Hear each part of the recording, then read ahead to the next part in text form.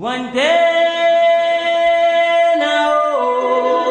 6 de abril de 1994 volvía de Tanzania el presidente de Ruanda, Juvenal Habyarimana. Al llegar a Kigali le disparan al avión que se estrella. Al día siguiente se desata el genocidio. La que has escuchado es la magistrada argentina Inés Weinberg de Roca. La magistrada formó parte del Tribunal Criminal por Ruanda de Naciones Unidas y cuenta así el comienzo de lo que fue un tremendo genocidio. Ahora se cumplen 30 años de aquella masacre protagonizada fundamentalmente por los Hutus, que dejó casi 1 millón de muertos, más de 800.000 personas. Quien estaba entonces en Ruanda es el sacerdote Gaetan Kabasha. Gaetan, gracias por estar con nosotros. Muy buenas tardes. Buenas tardes, muchas gracias. No sé si te puedo preguntar si tú eres Tutsi o Hutu.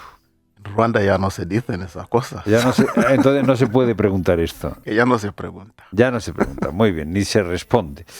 ¿Qué recuerdos tienes de lo que pasó hace 30 años? ¿Tú dónde estabas? Pues lo que recuerdo es que era seminarista en filosofía, ya en el camino de sacerdocio, y estaba de vacaciones de Pascua. Por tanto, estaba con mis padres cuando nos enteramos por la mañana de que el avión del presidente había sido derrumbado por misiles. Y aquel día todo el mundo se cayó. Fue un día de silencio absoluto, porque anteriormente había ya una tensión muy fuerte, tensión social entre los diferentes grupos étnicos y sociales y políticos. Y todo el mundo sabía que si hubiera algo gordo, aquello iba a desatar la calamidad. Y fue así. Por tanto, yo pasé todo el día casi sin decir una palabra, porque dije, ¿ahora qué va a pasar? O sea, ¿sabías que iba a pasar algo? Sabíamos que si pasara algo gordo como la muerte de un dignitario importante, sí, y que se desataría el apocalipsis en el país. Porque había ya una tensión palpable en todos los lugares del país. Pero nadie podía imaginar que iba a ser el presidente. Ya. ¿Y hubo matanza en tu pueblo? ¿Viste la muerte muy de cerca?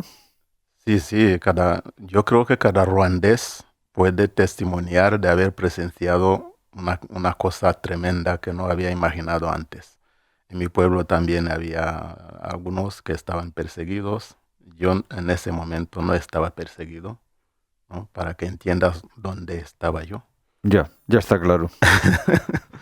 Y intentamos incluso proteger como podíamos, pero es que llegaban masas de milicianos que no conocías, que venían de otros lugares, sí, con garrotes, con machetes, con lanzas, y drogados o borrachos, y van gritando por todas partes, cantando, y decían, no, es que no te puedes enfrentar a ellos. Ya.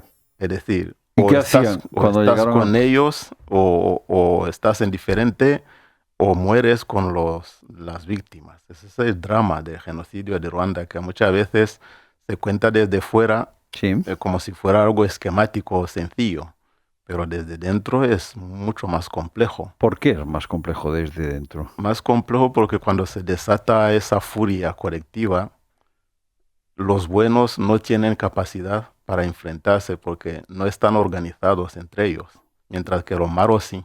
Ya. Entonces, o aceptas el sacrificio final, es decir, el martirio, o sí, decir, te matan porque si escondes al que está buscado, te matan a ti también. Y de hecho, tengo un vecino que mataron por haber escondido en su casa a alguien, y le mataron y persiguieron a su hijo para matarlo también, porque el hijo le llevaba la comida. O sea que, y esos casos son numerosos en el país. Ya. Luego yo directamente después me fui a la parroquia, pero es que en la parroquia también habíamos escondido a gente dentro de la sacristía. Y esa señora que estaba escondida sí que se salvó. Ajá. porque nadie sospechaba. No la encontraron. Había sospechas, pero nadie, como en la parroquia, los de allí nos conocían los seminaristas, los sacerdotes habían huido, ya eran catalanes, españoles, Ajá. que intentaron esconder a gente en la iglesia. Los milicianos llegaron, cogieron al párroco por el cuello con un machete y dijeron, o abres la iglesia o mueres tú aquí. Y él, temblando sin poder ni decir una palabra, le quitaron la llave, rompieron las puertas de la iglesia, mataron a todo el mundo delante de él. Y él ya no tenía ninguna fuerza, ninguna capacidad emocional ni psicológica para seguir allí. Le evacuaron. Le evacuaron. Entonces los seminaristas acudimos a la parroquia para evitar al menos el saqueo. Y allí en la parroquia había una señora escondida en la sacristía. La seguimos escondiendo, dando de comer, y íbamos a llevar a comida a otras monjas también escondidas en otra iglesia vecina, y al final también se salvaron. Pero la gente sospechaba, pero pensaba que no había nadie, porque si no iban a destruir la iglesia y nosotros dentro también.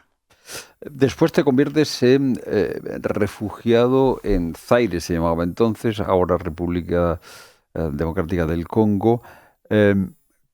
¿Cómo sales del país y cómo es la vida en un campo de refugiados? Pues cuando ya veíamos que la situación se volvía todavía más peligrosa por todas partes, había refugiados, desplazados internos, porque no hay que olvidar que en aquel momento estábamos también en guerra. Ya. El problema de Ruanda es que se combinó la guerra y el genocidio. Ajá.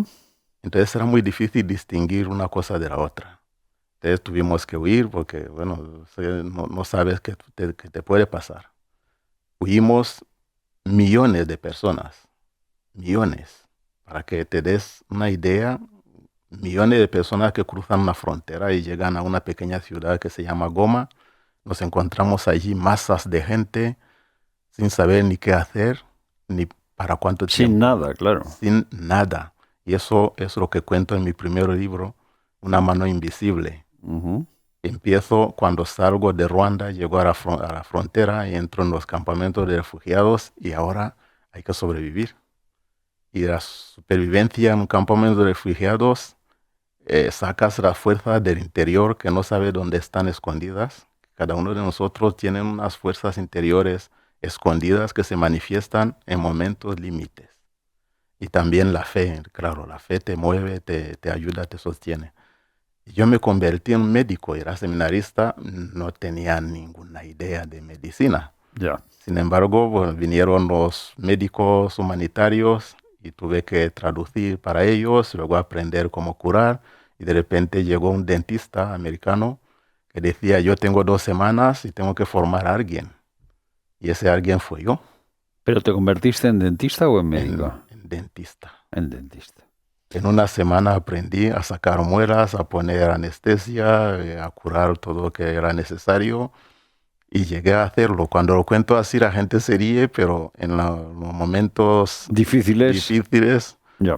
Pues uno se hace especialista de una manera especial. ¿Y del Congo a República Centroafricana? Pues de allí pasé 1 año en el campamento de refugiados, pero luego una intuición me decía, pero aquí ¿qué haces? Estáis a la frontera con Ruanda, esto huele mal, no se sabe, puede haber una guerra, sal de aquí porque esto es peligroso. Entonces decidí salir de los campamentos de refugiados, cruzar el Zaire. El Zaire es como 5 veces España, sí, sin ninguna carretera, y llegué a la República Centroafricana. Pero por medio hay peripecias, aventuras y encuentros y cosas, milagros y tal. Todo esto está en el libro, en el primer libro. En el primer libro. Una mano invisible. Y allí un obispo me acogió. Un obispo español que se llama Juan José Aguirre, que es originario de Córdoba. Muy conocido en España. Bueno, vienes a Madrid luego, quieres volver a la República Centroafricana. Y en este segundo libro que has publicado hace nada, Un sacerdote entre 2 mundos, cuentas lo que significa trabajar en un país de África subsahariana como cura, donde todavía hay brujos, donde todavía hay creencias muy antiguas, porque a veces se defiende mucho el África anterior a la colonización, pero claro, también en ese África había unas creencias un poco particulares, vamos a decirlo así, que siguen existiendo. Sí, sí, África profunda sigue existiendo todavía en algunos lugares, ¿eh? Sí, Por ejemplo, en Ruanda siempre se cree, se dice, pero no es tan fuerte, ¿no? sí, Pero en los países grandes, donde la administración y la vida moderna no ha llegado a todos los rincones, el sí. cristianismo todavía está en misiones, hay todavía creencias ancestrales muy fuertes y muy llamativas. Todavía se cree que la vida, es decir, la vida es como una escala, una armonía entre los seres superiores o poderes, que no se sabe cómo describirlos, que influyen luego en la vida física, material, Ya. de tal manera que una muerte natural no existe, una enfermedad natural no existe, todo debe venir de algún poder, ¿no?, que está en el más allá. Y lo más difícil es que se cree que hay personas que saben manipular esos Ya, poderes y esos son los brujos. para hacer daño, Ya. que son los brujos. Esa es el África profunda, pero vamos a ver, Ruanda era un país que estaba intensamente cristianizado. ¿Cómo se desata tanto mal hace 30 años? ¿Cómo es posible? No sé si te has explicado en estos 30 años cómo se puede desatar en tan poco tiempo tanto odio, tanto mal. Pues ese es el misterio del mar que nunca llegaremos del todo a explicar. Porque desde el punto de vista sociológico, político, se puede explicar un poco por algunos intereses ocultos que vienen a manipular a la gente, pero al final, en el fondo del ser humano hay ese odio, ese mal que está incrustado en algún lugar que no sabemos por qué y que en algunas circunstancias sociales se desatan.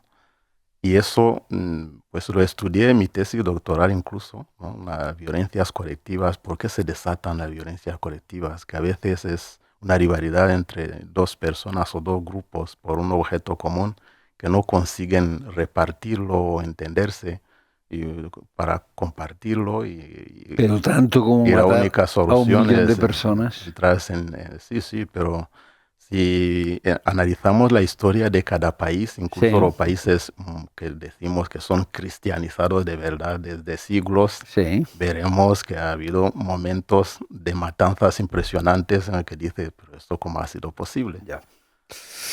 Gaetán Cabasa, que además de tener una vida que es para escribir una novela o para hacer una serie de Netflix, porque de Ruanda al Zaire, que ahora es Congo, de ahí a República Centroafricana, luego otras expulsiones, es que nos llevaría toda la tarde que nos contase Gaetán su historia. Quien la quiera conocer mejor, ahí tiene un sacerdote entre dos mundos. Gaetán, buenas tardes, gracias por estar con nosotros. Muchas gracias, y el libro pues está dedicado a los misioneros, a todo el mundo que piensa en el mundo que no es el suyo, abrir las miradas para que nos demos cuenta que la humanidad es una y nos pertenece a todos. Siempre es importante abrir la mirada. Gracias.